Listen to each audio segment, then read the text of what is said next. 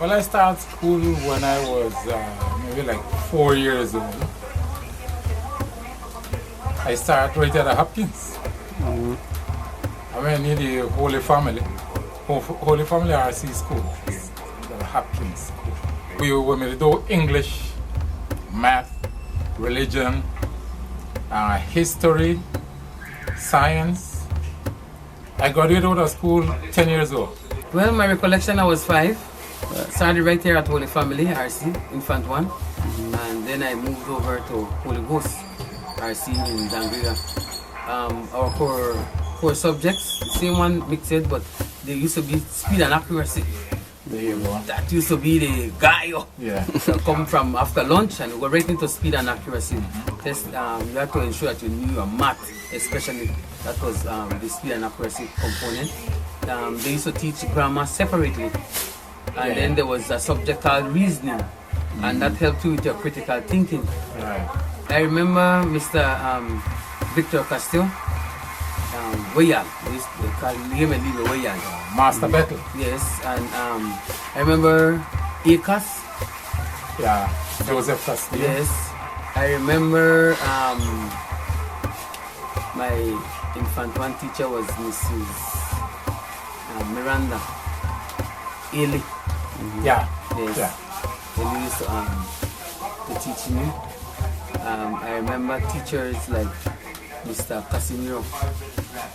Paul Casimiro. Casimiro. Stand here at Mr. New. Okay. Mr. New still alive.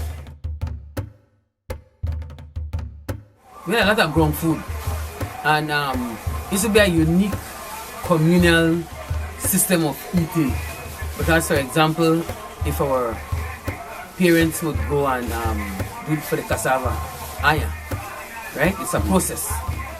So when they come from school, there isn't a lunch. We have cane or whatever is there. Yeah. Or some porridge. You work that up and roll. When they come back after 3:30, then you had your full meal. And you make... Yeah, and along with that, we used to do fishing in the morning before we go to school.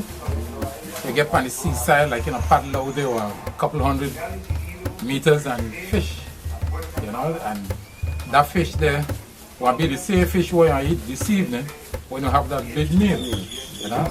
Now be a reba, moromorti, or will be tapo, bunigaburi, no goose. Yeah, there you go. Gumanana buri, mabi. Potato. Yeah. Mostly grown food. Yeah. We would eat rice, but and rice from home. Because I remember like swollen foreheads. Because you have to synchronize the beating of the rice in the hand, right? In the hand. So they would bring the rice, homegrown, organic. Yeah, organic. Organic food. So there's an art to beat rice. It's different from when you beat the plantain. Yeah. Well, sometimes you would buy, as far as I can remember, like, you know, you would buy sardine. Sardine, pigtail, yes. pig snout. But literally everything else, as a guy who have, even the fall, we grow them. I could remember buying rice for 5 cents a pound. You we may have going salo biangawan 2 cents, but I can't remember if that was a pound or a half pound or whatever, right? What else we used to buy? We would buy flour. Flour used to be like maybe like 5 cents,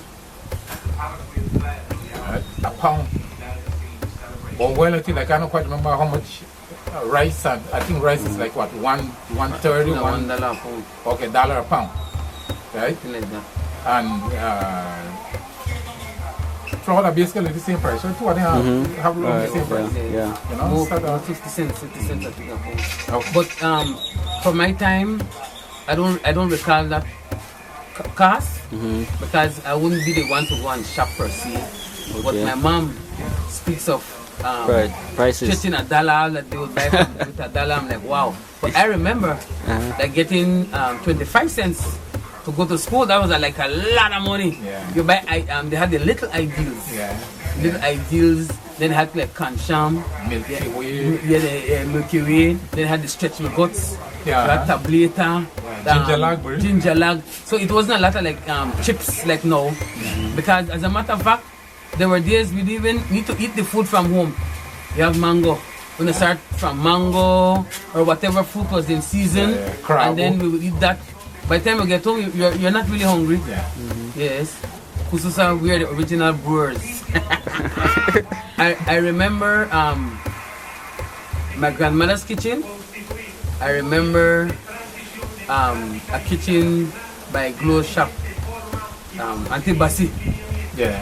Auntie Bassi. I remember those two places as brewery, right?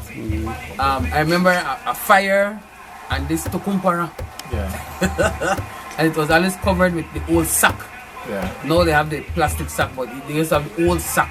Yeah. Right from like where sugar used to come in. Yes. Yeah. It was sturdier. Yeah. And they would compact it with that. Then there was a pipe, and between the pipe and the end result where this liquid is dripping from, there is a bigger container with a clamp with water cooling at that stage, and then the liquid drips at the end. So what is in there, I'm not sure, but I heard it was corn or whatever, but I never saw what was in that original beginning process. That tukumpara leaf. But I asked and I was told I was oh, corn, rice. Okay, the finished product, we had the first batch, which was the real liquor, and then the second batch, let me over have a boys. Right? The boys was a little weaker than the original, the first product. Yeah, yeah. You know, we grandmothers, they used to sell this stuff here. Yes. In fact, my grandma was one of the original brewers house, you know. So even up to now, we still mad at travelers, you know, for Cali, you know, authorities on us. But no, me have Nit Morena. Abu got me have Nit Morena. Abu got me have Paula. That was my grandmother, you know. And the mix was like, near Ghanaian's leader. They had corn in there, rice. Mabi, Kati, the sweet potato. Oh, okay. That was a part of the mix with chichele, you know. So I need our hair on the chichele little. The first don't we have the fire under it, and that we part the liquor after it ferment. Then it pass through that copper coil, yes. And then the cooling part, that will make it from the gas. Cool it, make it turn liquid, and then it drip into the back. Yeah, but they have one funnel there with one cotton, and they strain the liquor when it comes through for dropping it. Yes. I wouldn't say it was illegal, you know. What legal? Because when you grow up in a system where it becomes like the norm in the community. This was the community's way of living, survival. Yes, making a livelihood. Plus, it was the thing for socializing. You didn't hear about 5 barrel and 1 barrel and elephant foot. You heard kususa, right? But when the policy makers, they're the ones who made it illegal. Yeah. So it wasn't really illegal. Yes, I hear stories that when the authorities came, like the house had to close up. It was dangerous. And the brood, kususa, they had a secret spot to hide it, right? So I am familiar with that part because there was a time, and I guess it was just somebody who was trying to be rude or evil or whatever the case might be, right? Candy to my chin. Okay. Aba hengolo ayahela Policeman is policeman suda lo arrest man is sumutwa do by kusus. Yes. And sadly at that same time that when my grandma made the brew, tabo is not good. So most people don't know how the copper pipe. Now we as the younger kids, like the only thing we're gonna make care that the battle there with the liquor, the copper pipe, the container, I think it was a pumpara. We had the water there for cool system. But I can't remember who took the the container was over the fire. But it could have been one of my uncle then because like they used to live here, you know what I mean? Either Marcus or Charlie or one of them. Charlie or a Willie. But I could remember the couple of about the way I go back, and there was a little swamp there that we crossed the swamp. About the Waramon Karugule, right? You know, they had their own authorities. And as a matter of fact, I don't remember if the authorities that came that day. No. But it was a big scare, you know, like and I can't remember clearly, but it could have been early in the afternoon or late morning when this car came around. You know? So since my grandma lived like 2 houses away from us, like she just, I don't know if she came by herself or she sent somebody from us to go there. Luti Warun honey, Karugule, later down, you know what I mean? And she get locked up by the authorities. So that was because they created a law against it. Right? Because this has been happening for generations. Because it was a learned activity that was passed on. The same way how some of our other traditions were passed on. Because that was part of being self-sufficient. Exactly. But when you become a threat to others who are more powerful, then they have the power to make the laws against it, and hence it became illegal. Everybody was auntie, everybody was yaw, everybody was grandma. And because of the power of the Garifuna language, respect is naturally embedded in the language. For example, when you speak to your elder, if you want to say yes, then go aha.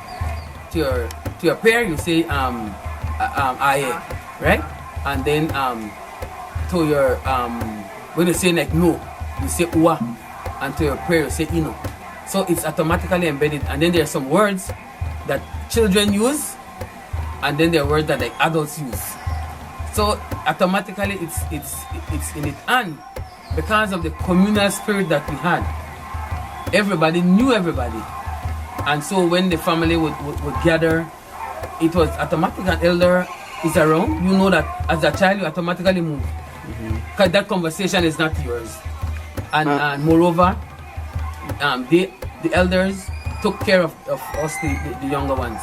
So that respect was there. And even when you leave your immediate surrounding, the community took care of you. So I couldn't give trouble like Far City and think that my dad wouldn't hear it at Baila. You understand?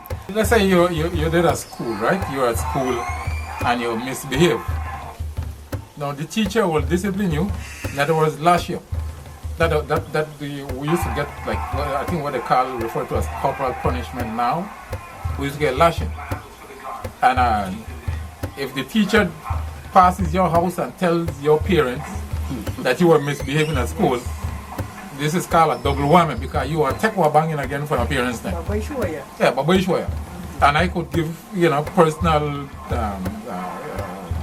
stories on that because I was kind of a rude little boy when I was going to school. So God's will not fully. Baba Ishwaya, let's call it, or even on the street. You misbehave on the street and Lego no buche, right? Lego ya buche and magamut. Lidi agu yenge tu bubushi la lo abunga la ishiga grewa ya bowudi Baba Ishwaya. And as a matter of fact, there were some parents who would even allow that person to lash you because you lost your respect. At the house. At the house. Even on the street. Yeah. Even at you. Yeah, you are getting both ways. Yes. Both from parents and from this person who you disrespected. Yes.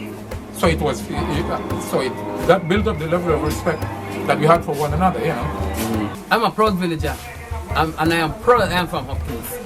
You understand? So until the younger people realize what we have, because others are coming, they come and do the research, who they interview, they find us, the locals, they find you, they find your grandmother, and then they get all the accolades, they get the degree, they do the publishings, and at times they give information from their perspective, which is not our perspective because they misinterpret what we tell them. So it is important that the young people here in Hopkins focus on who they are and ensure that the Garifuna language and culture survives. Yes, it's bragged that, we want to learn Garifuna got a Hopkins, but now that I am out and I can come in, I can see how it's deteriorating. And as a matter of fact, that is my study right now as we speak for my doctoral dissertation, right? The loss of language trend. When we were younger, like when people who don't speak Garifuna come to Hopkins, they learn Garifuna because we don't speak their language. We don't accommodate them. They have to come and fall in. But I notice now, and for years I've noticed it, somebody would come and the children swap. Even if they don't know how to speak the language properly, they try as much as possible to speak the language of the person coming in. And that has caused the language erosion. And until the elders really see it as well, we'll have a generational gap, which we're already starting in terms of the language here in Hopkins. Because if I don't speak Garifuna to my child, and my child doesn't understand, when my child has children, she will speak the Creole. So the Garifuna, so you see that generational gap start, and that is how languages start to erode. And I'm sadly seeing here in my village, so I'm pleading and begging. I don't know how much to plead for them to please see the value and the richness that your language brings. Because once you've lost your language, many aspects of the culture goes away, and eventually you only hear, oh, they had them. And you make?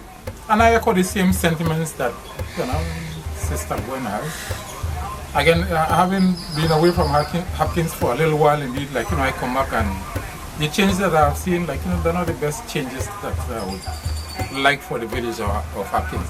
And of course, I know that there is so-called progress, right? But progress doesn't mean that we should lose ourselves in the same group, So what I'm trying to do is I have some kids that I'm working with, and I want not only these kids that I'm working with, but even somebody who is watching this documentary, as long as you're a Garifuna, feel free to get in touch with people who are trying to retain the culture, uplift the culture, cultural retrieval, the whole nine. It doesn't necessarily have to be here in Hopkins, anywhere. As long as it deals with retrieving the Garifuna culture, we should work on it. Because look at it, we have probably 10 billion people in this world, and we have less than 500,000 Garifuna. Less than 500,000 Garifuna. That shows you how special this little group of people are. So we need to work at maintaining that specialness of that Garifuna culture. We don't need to keep on acquiring other cultures, forgetting our own, because we're doing it at the expense of our own. Like when say we are now trying to accommodate the people who are coming from abroad instead of them falling in line with us. Yes, that can't continue to happen. So we need to change that trend, and hopefully again, this is a start. Well, not a start, really a continuation of some attempts that have been made by a few people. Like when, for example, I am proud of her that she calls Creme, I think every Friday, right? And have that conversation. And she will always be saying something Garifuna. Always. I love them.